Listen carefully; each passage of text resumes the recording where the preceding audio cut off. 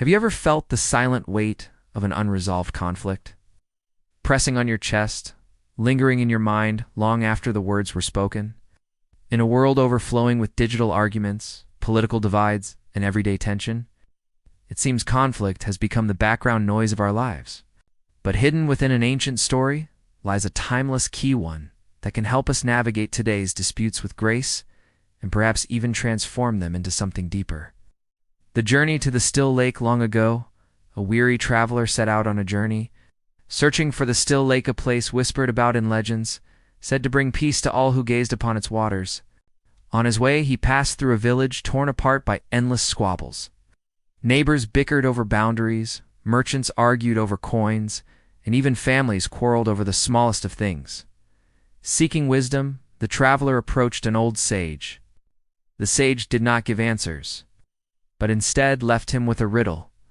The path to peace is not through silence, but through understanding the echoes. Confused yet curious, the traveler pressed on. Unveiling the parable's core along his path, the traveler reached a fork in the road, where two rivers flowed side by side. One was a raging torrent, loud and forceful, crashing against its own banks. The other was calm, flowing gently, carrying its reflections with clarity. And then the traveler understood. Conflict was not the enemy. It was the echo that mattered. Would he respond like the raging river, drowning out every sound with force? Or would he flow like the calm stream, carrying space for both sound and silence? Back in the village, the people began to shift. Instead of fighting to win arguments, they started to hear one another. Disagreements did not vanish, but they softened, transformed by listening.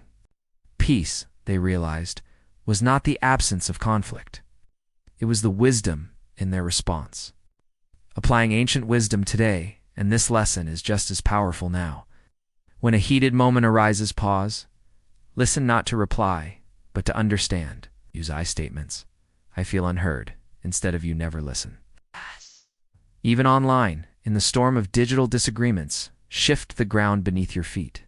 Let arguments become opportunities to connect, rather than battlegrounds to conquer. Cultivating your inner sanctuary, close your eyes for a moment and imagine your own still lake, the place within you that does not vanish when arguments flare, but remains steady, reflective, and calm.